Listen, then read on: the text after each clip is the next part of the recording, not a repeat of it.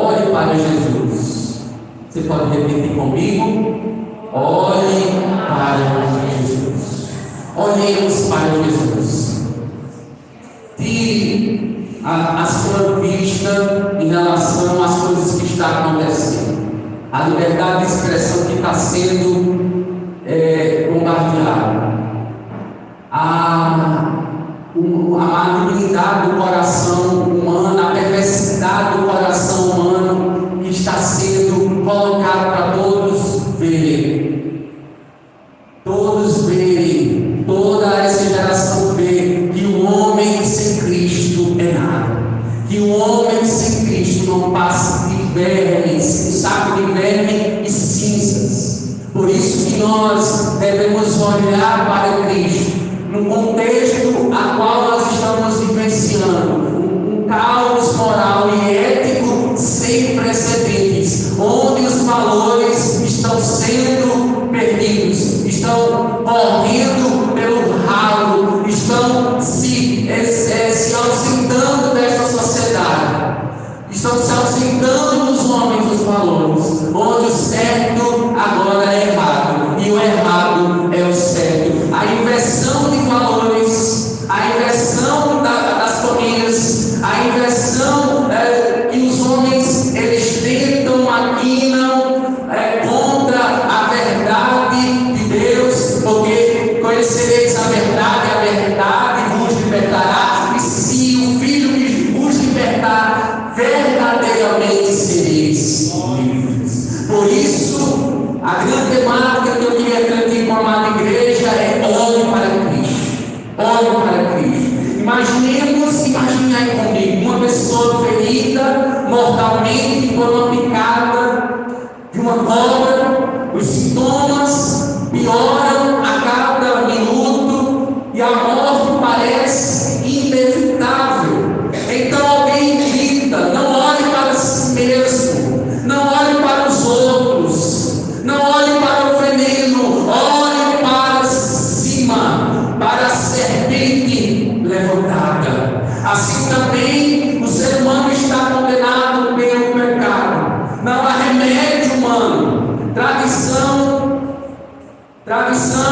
humana, filosofia ou religião que cure. Só há um caminho: olhar para Jesus, o Cristo crucificado e ressurreto. Se você se identifica com o Cristo crucificado e o ressurreto, é porque você está com os olhos fixos no autor e consumador da nossa fé, como foi cantado aqui.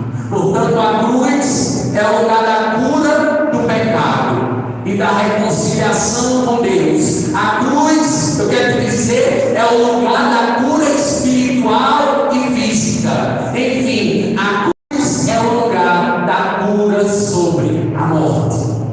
O livro de Números, escrito por Moisés, o Evangelho de João, escrito pelo apóstolo João, eles se conectam neste assunto de maneira perfeita.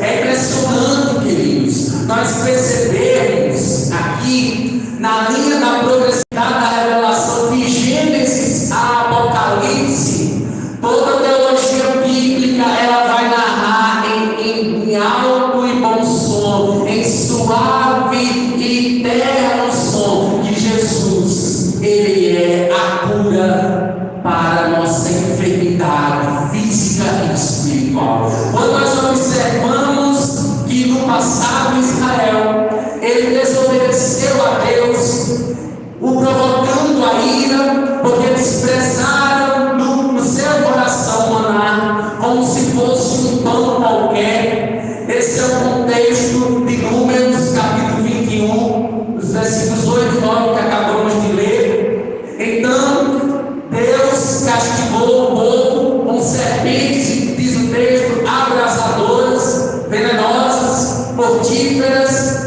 que mordiam alguns daqueles israelitas que estavam murmurando, reclamando, que estavam alguns até apostatando, voltando atrás. No entanto, o povo ele se encontrava desesperado, o povo estava vivendo uma frieza espiritual, uma incredulidade.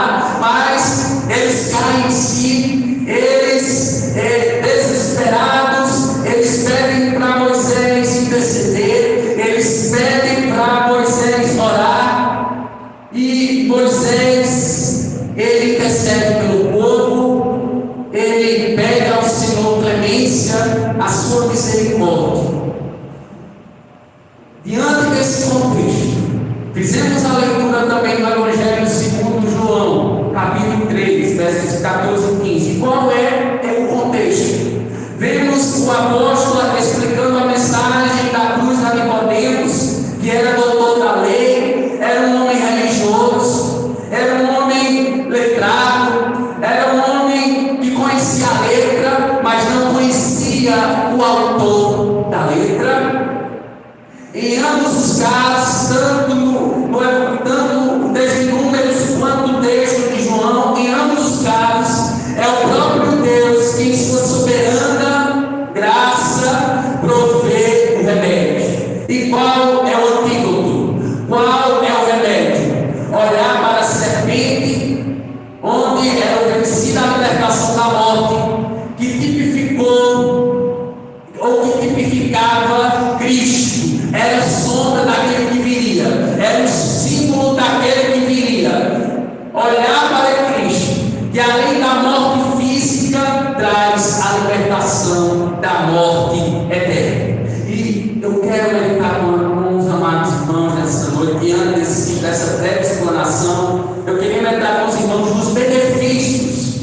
Pastor, quais os benefícios de nós olharmos único e exclusivamente para Jesus? Há vários benefícios, mas aqui eu elenquei, diante desses dois textos inspirados, 3 benefícios para aqueles que olham para Jesus. E o primeiro benefício: apesar de sermos mordidos, viveremos. Apesar de sermos mordidos, viveremos.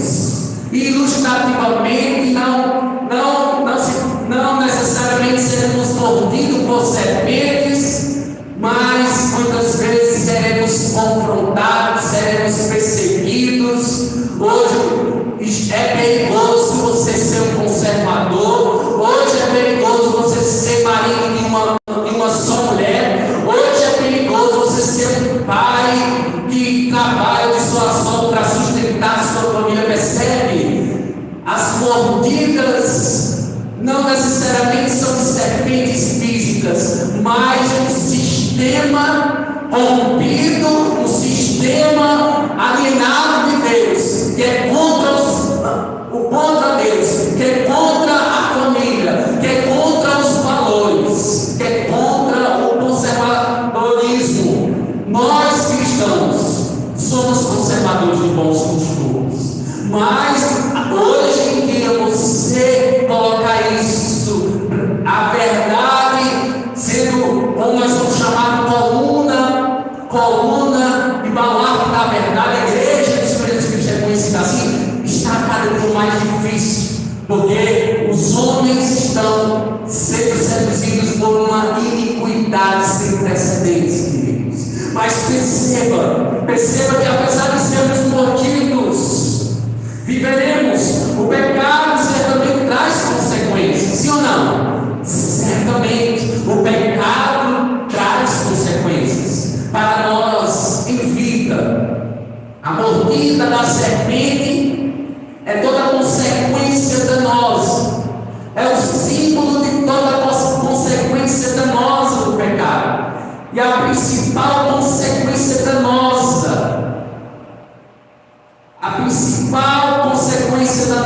da mordida dessa serpente, figurativamente, é a morte. Por quê?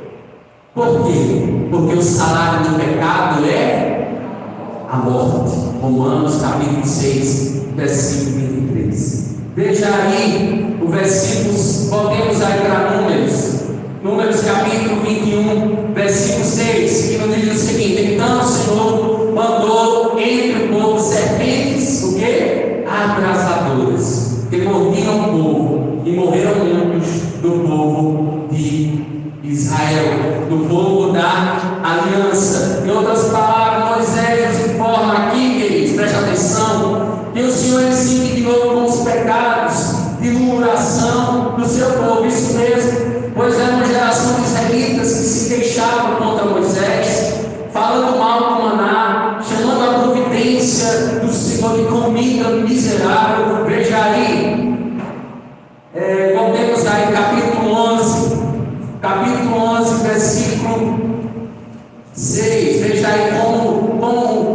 povo de Israel estava se queixando do maná. O maná que era o pão que descia do céu, que alimentava o povo de Israel no Egito.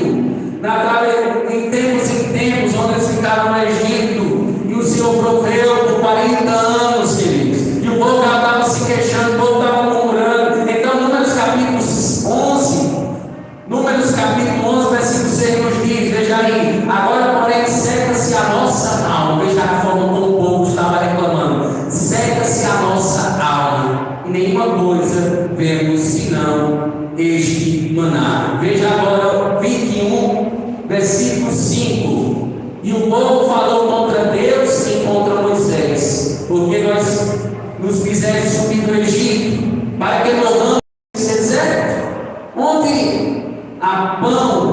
não há pão, melhor dizendo, nem água, e a nossa alma tem fastio deste pão vil. Percebe que o povo estava queixoso contra Deus. E Moisés, ele é usado como libertador da antiga aliança para interceder pelo povo que desobedecia, o povo que blasfemava, o povo que rejeitava muitas vezes os mandamentos do Senhor. Mas em decorrência desse pecado, queridos, como disciplina, o Senhor envia serpentes cuja picada causava inflamação. Por isso que eram chamadas serpentes abrasadoras, porque a picada daquelas serpentes trazia uma inflamação, um inchaço, provavelmente no corpo de quem era vitimado, levando pessoas israelitas a óbito, a morte. Irmãos, eu quero dizer: Deus é amor, mas é justiça. Vou repetir: Deus é amor, mas é justiça. Ele está vendo tudo, queridos. Toda injustiça humana não passa desapercebido pelos olhos do Senhor. Toda impunidade não passará desapercebido pelo Senhor. E naquele grande dia, como Ele fez justiça, Ele fará justiça no nosso tempo. O seu juízo é verdadeiro, o seu juízo é santo, porque nós cremos nas sãs doutrinas, por mais que os homens, por cegueira espiritual, não observam as sãs doutrinas, rejeitam as sãs doutrinas hoje. Nós, pelo contrário, pedimos ao Senhor que esteja vindo sobre nós, aplicando as verdades espirituais que estão sendo pregadas agora nos nossos corações, queridos. Deus é amor, mas é justiça, e recompensará. Presta atenção: Deus é o Deus que dá a paga. Amém? É o Deus que recompensa cada um segundo as suas obras. Em Eclesiastes, no capítulo 12, versículo 14, Salomão diz o seguinte: porque há de trazer juízo a todas as obras. Talvez até podemos pensar que nossos pecados estão ocultos das pessoas, mas nunca, presta atenção, nunca os nossos pecados estarão ocultos do Senhor. O Salmo 139, versículo 16 diz: os teus olhos me viram ainda substância e forma, e no teu livro foram escritos todos os meus dias, cada um deles escrito e determinado, quando nem deles havia ainda. Esse é o meu Deus, esse é o seu Deus, que sonda mentes, é onipresente, é onisciente, é onipotente.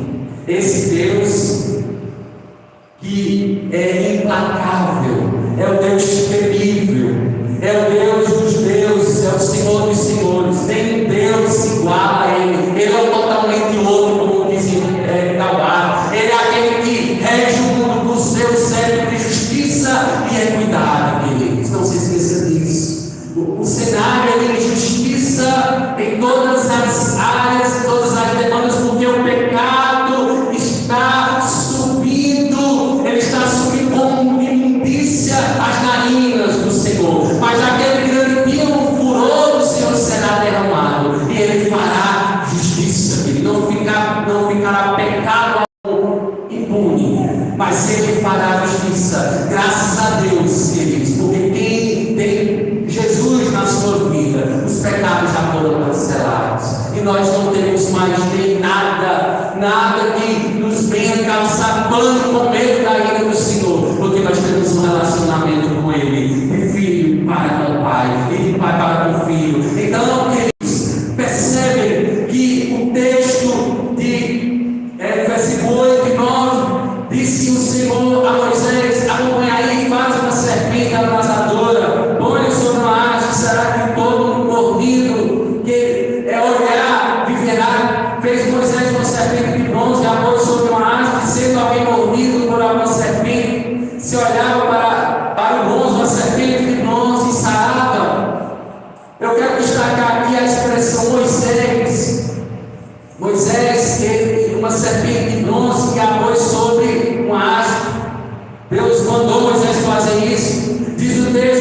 que todo mordido que olhar para ela ou para ela viverá? Olhar para a serpente de bronze concedia ao povo a cura pela fé. Não pela fé em uma serpente de bronze com um fim em si mesmo. Não, queridos. Todavia, pelo próprio Deus, era Deus que curava, queridos. Era Deus. Não há nada debaixo dos céus que possa acontecer sem a intervenção e o agir de Deus.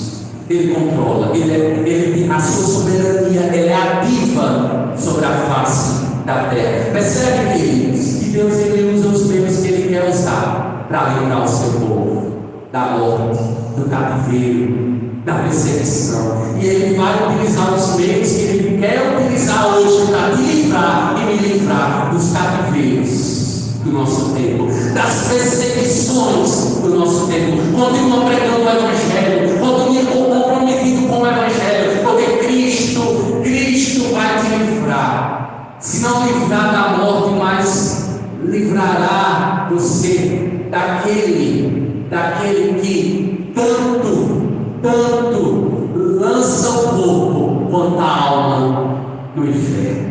Pior será, queridos, cair nas mãos do Deus irado. Queridos, Ele é amor, mas Ele é justiça. Esse é o nosso Deus, queridos. Não se esqueça disso. No amor e a justiça de Deus andam de mãos dadas. Elas são parceiras, elas são irmãs, queridos. Queridos, observe o contexto aqui. As pessoas, elas se voltaram para Moisés, para que Moisés pudesse, os israelitas, orar para aquele povo desobediente, presunçoso. Mas há algo ainda nos chama a atenção aqui. Essa situação foi algo pontual. Deus, Ele mandou Moisés fazer aquela serpente de maneira pontual. O que quer dizer isso, pastor? É uma exceção. Não é uma regra, queridos. Não estou falando que aqui é uma regra, mas é uma exceção. Não é contínuo. Por que eu estou dizendo isso? Você vai entender. Deus não autorizou nós levantarmos postes ídolos para adorar. Se assim o fizermos, nós estaremos cometendo o pecado da idolatria. Infelizmente, vemos depois o povo do Senhor utilizando essa mesma imagem. Queridos, é interessante. A gente percebe que o povo ele não deixou de se prostrar para a serpente. Percebe? Eles continuaram a usar a imagem de bronze de uma serpente em poste para venerar, cometendo idolatria. Até o tempo, pasmem, queridos, presta atenção. Até o tempo do rei Ezequias. Nós vemos isso em 2 de Reis, capítulo 18, versículo 4. E no tempo do rei Ezequias, todos os ídolos, todos os amuletos, eles foram destruídos. E cessou aquela prática. Amados, aplicando para o nosso tempo hoje, com todo o respeito à Igreja Católica Apostólica Romana, com todo o respeito, aplicando para o nosso tempo, nós evangélicos, nós discordamos veementemente de quem venera os santos que já morreram, fazendo imagem e escultura destes para fazer preces, muitas vezes, petições e até mesmo promessas. Amados, nós somos da Igreja Evangélica Protestante. Nós entendemos que isso é uma prática proibida à luz das Sagradas Escrituras. Você lê, por exemplo, o Êxodo, nós temos lá os 10 mandamentos. Abre uma historinha em Êxodo, capítulo 20, versículo.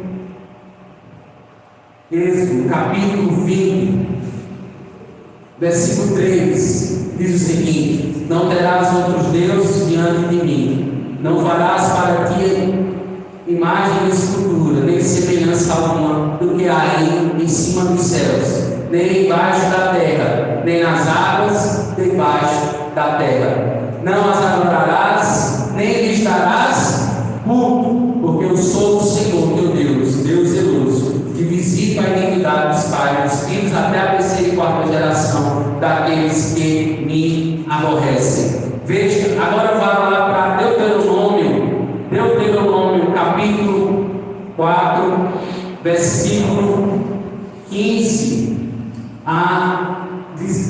do 15 a 19. Deuteronômio capítulo 4, do 15 a 19, que diz o seguinte: porque te lembrarás que foste servo do Egito, e que o Senhor teu Deus te tirou dali com mão poderosa e braço estendido, pelo que o Senhor teu Deus te ordenou que guardasse o dia do sábado. E aqui ele vai destrinchar os 10 mandamentos, e no versículo 8 ele vai tratar novamente sobre a questão da idolatria. Ele diz o seguinte: não farás para ti a imagem de escultura, nem semelhança alguma do que há em cima do céu, nem embaixo da terra, nem nas águas debaixo da terra. Não as adorarás, nem lhes darás culto, porque eu sou o Senhor teu Deus, sou Deus zeloso, que visita a iniquidade dos pais. Percebe, queridos? Agora veja comigo também o capítulo 5 de Deuteronômio, capítulo 5.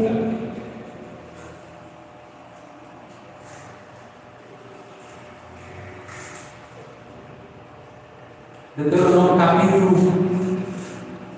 5, versículo. Eu li o 5, né? Voltemos para o 4, capítulo 4, perdão. Capítulo 4, versículo 15. Deuteronômio capítulo 4, versículo 15. A gente leu o 5. Agora voltem aí na página, o 4, 15. Guardai, pois, cuidadosamente a vossa alma, pois aparência nenhuma vistes no dia em que o Senhor vosso Deus vos falou em Horebe no meio do fogo. Queridos, Deus, Ele é Espírito. Amém? Então, para que não vos corrompais e vos façais alguma imagem esculpida na forma de ídolo, semelhança de homem ou de mulher. Vou repetir. Vocês não devem fazer imagem esculpida na forma de ídolo, semelhança de quê? Semelhança de homem ou de mulher. Semelhança de algum animal que há na terra. Semelhança de algum volátil que voa pelos céus. Semelhança de algum animal que rasteja sobre a terra. Semelhança a algum peixe que há nas águas debaixo da terra. Então, queridos, percebem que é proibido veementemente nós deixarmos de adorar o Criador para adorarmos as criaturas. E aí, por último, Mateus, vá para o Evangelho canônico de Mateus, palavras do próprio Jesus Cristo. Mateus capítulo 4, versículo. Mateus capítulo 4, acompanha a leitura na sua Bíblia, versículo 10, 4, 10. Contexto, queridos. Jesus aqui está sendo tentado no deserto, e o diabo 3 vezes tentou. E uma das vezes que Jesus respondeu a ele, veja aí, versículo 10. Então Jesus lhe ordenou: retira-te, Satanás, porque está escrito: ao Senhor teu Deus adorarás, e só a Ele darás culto. Queridos, eu poderia passar aqui um bom tempo com os irmãos, abrindo referências de Gênesis Apocalipse. Nós temos referências que comprovam que Deus, Ele é o Deus distinto, e Ele não divide a sua glória com ninguém. Não adianta a gente dividir a glória de Deus com ninguém, porque Ele é um Deus zeloso por sua glória, por sua honra, porque Ele é honrado de geração a geração, pelos séculos dos séculos. Ele tem miríades de anjos, de querubins, de arcanjos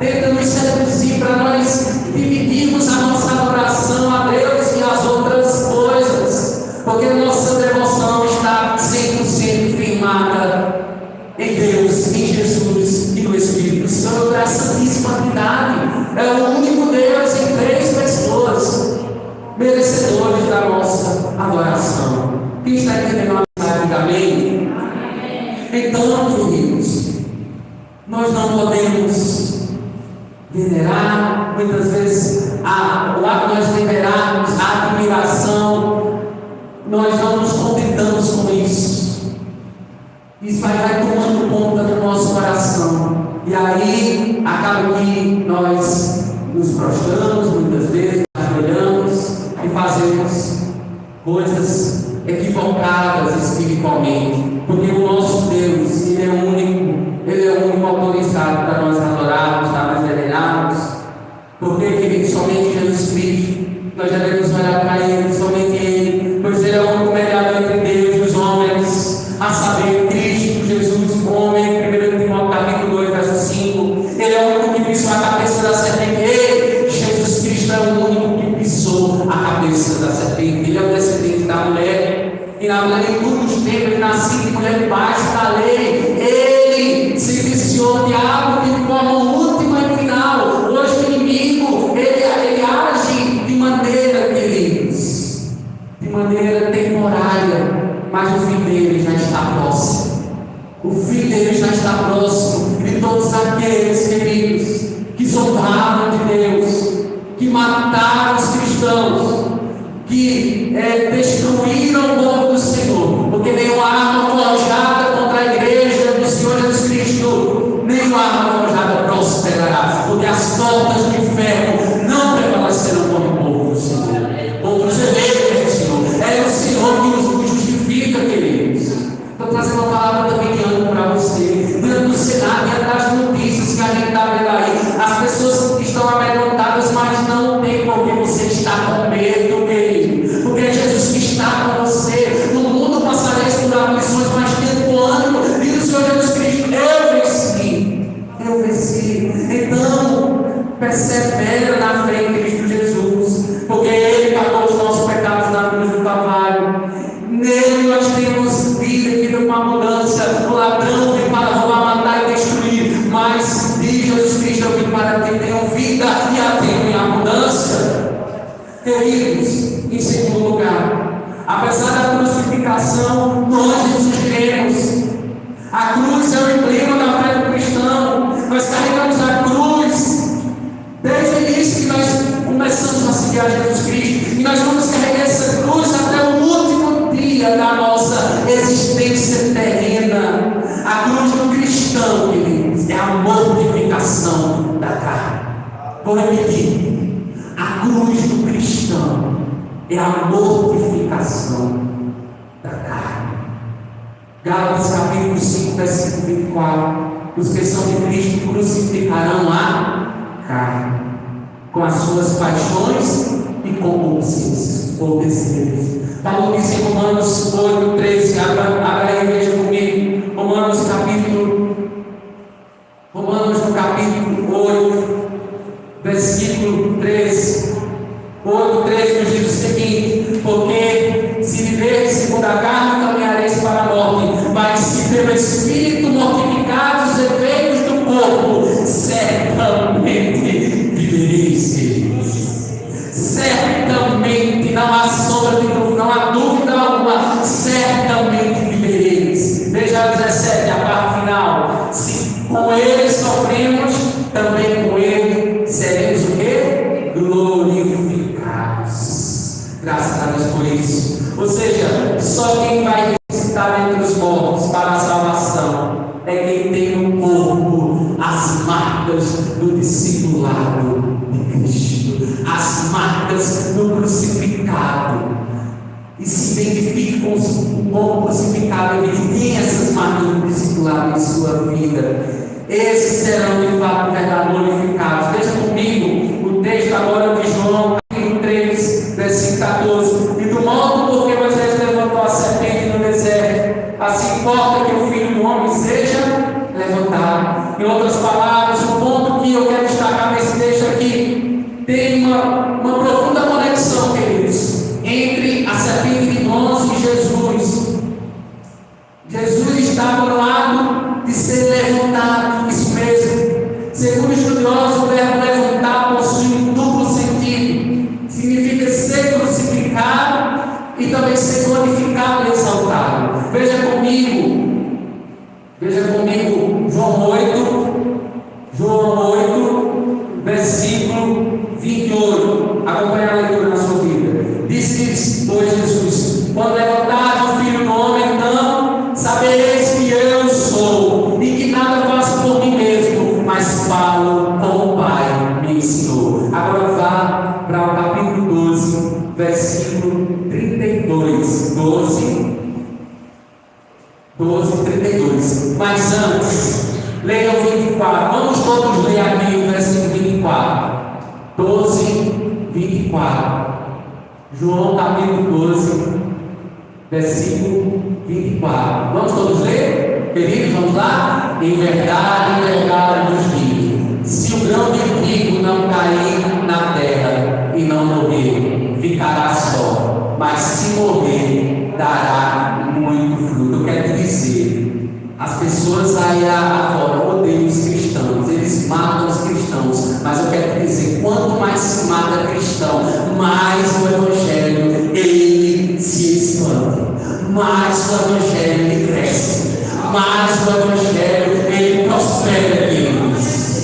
Porque isso aconteceu com os apóstolos, e os confins da terra foram alcançados pelo evangelho do Senhor Jesus Cristo.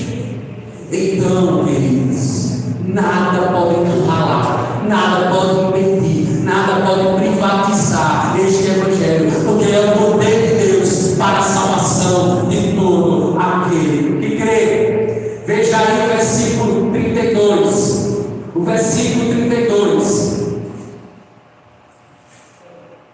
E eu, quando for levantado da terra, atrairei todos a mim mesmo.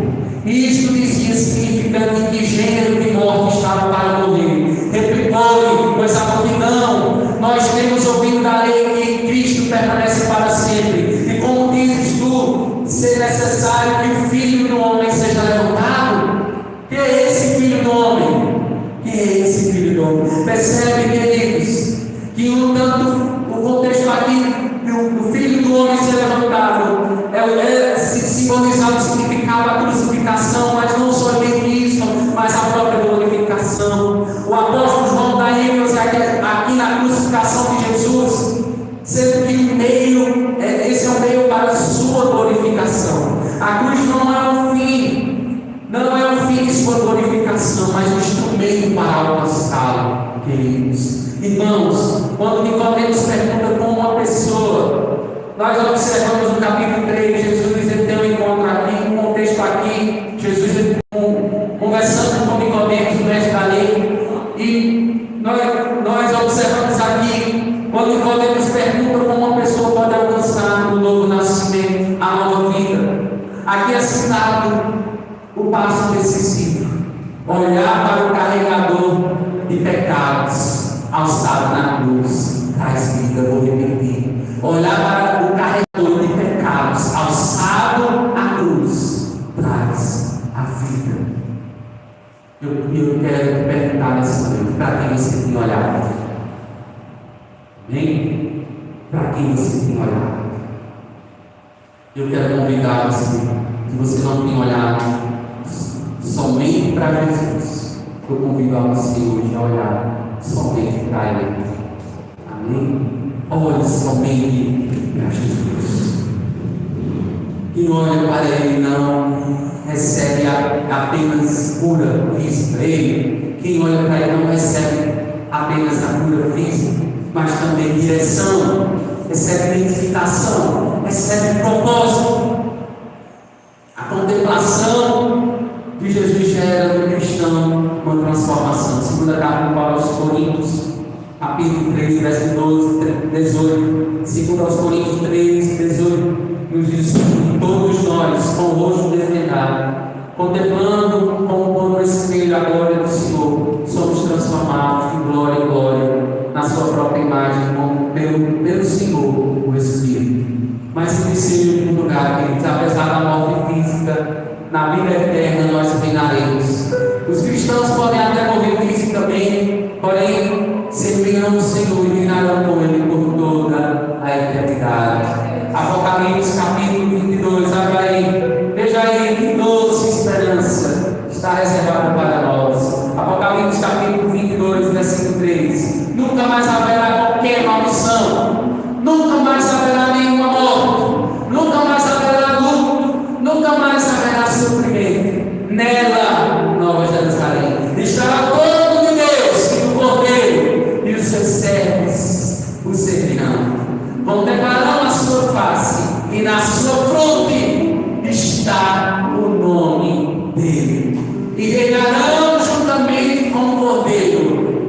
séculos dos séculos. Versículo 5. Queridos, assim como os levitas foram salvos da praga das serpentes, quando contemplaram a serpente de bronze levantada por Moisés, todas as pessoas são salvas da morte, da separação de Deus e do tormento eterno, ao contemplar com seus olhos espirituais a pessoa do Messias, Jesus levantado na cruz.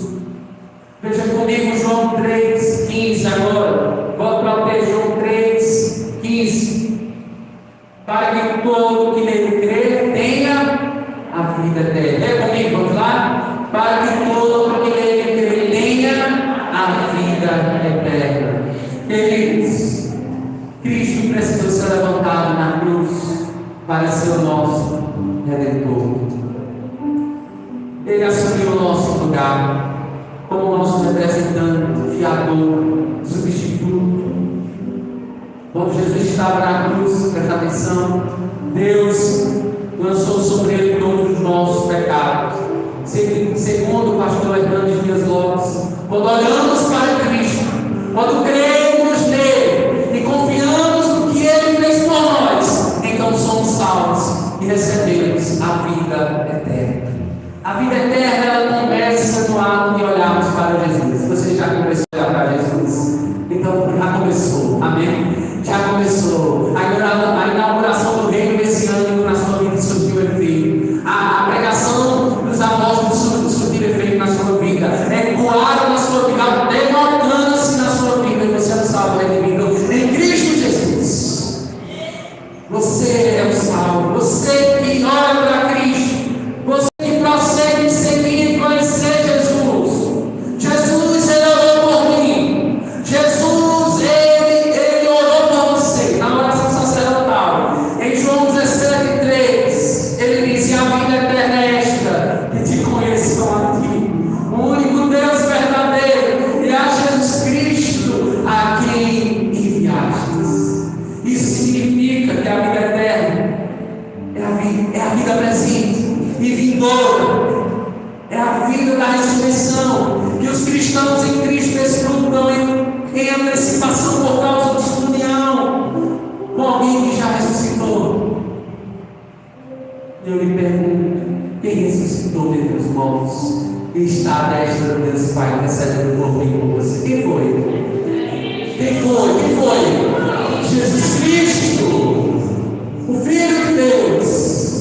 Ele ressuscitou. Nós temos esperança no futuro.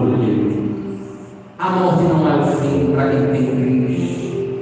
Podem matar, destruir o nosso corpo, mas a nossa alma está oculta em Cristo. E ninguém toca em nossa alma, ninguém toca em nosso espírito, mas Deus que deu é o Deus que toma de volta para Ele. Isso mesmo, ensinamos. Persevera nessa fé. Persevera olhando para Jesus.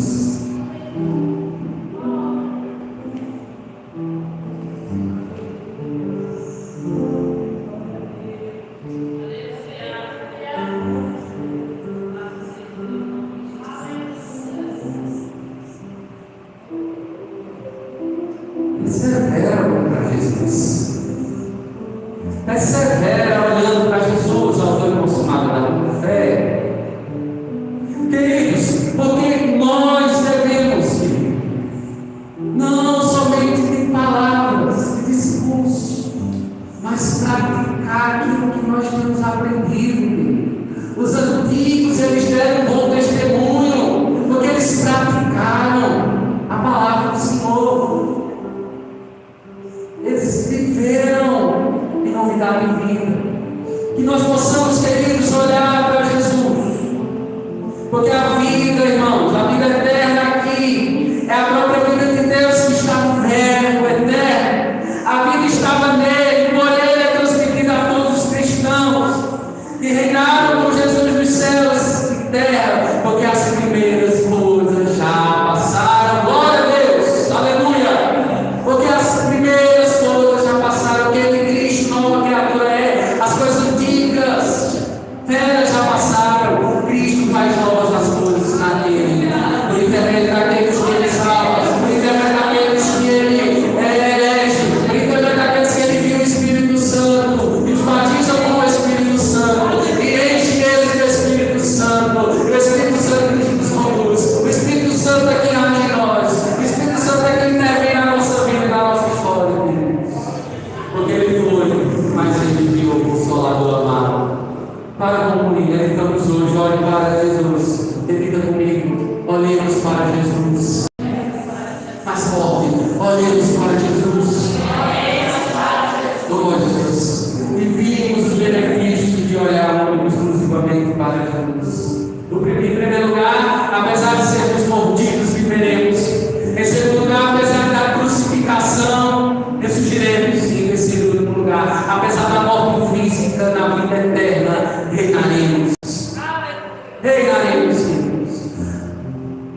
algumas atitudes, presta atenção. Algumas atitudes. A primeira, a alma que pecar, essa morrerá. No entanto, quando você olha para Jesus e o recebe como seu Salvador, essa condenação ela é cancelada. Essa condenação ela é cancelada, porque o justo morreu pelo justo. O justo morreu, o Santo de Deus morreu pelo pecador, carente da graça de Deus. A segunda, é certo que a morte de Cristo é a nossa vida, e a fé em Cristo é o nosso único passaporte para o céu. Vou repetir: é certo que a morte de Cristo é a nossa vida, e a fé em Cristo é o nosso único passaporte para o céu. Certo autor desconhecido disse: se a oferta da salvação é a maior das misericórdias, a rejeição da salvação é a maior das culpas.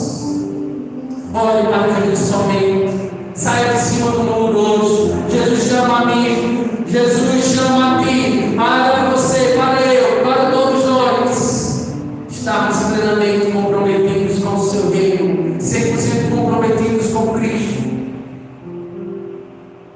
radicalmente comprometidos com Cristo.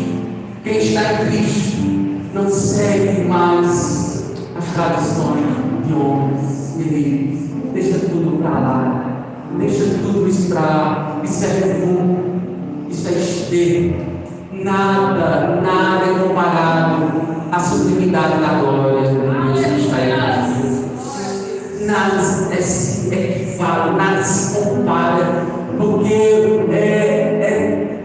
queridos, quando Paulo vai dizer, queridos, que morrer em Cristo é lucro, queridos, é lucro, queridos, morrer em Cristo é lucro, queridos. E a gente escutando, eu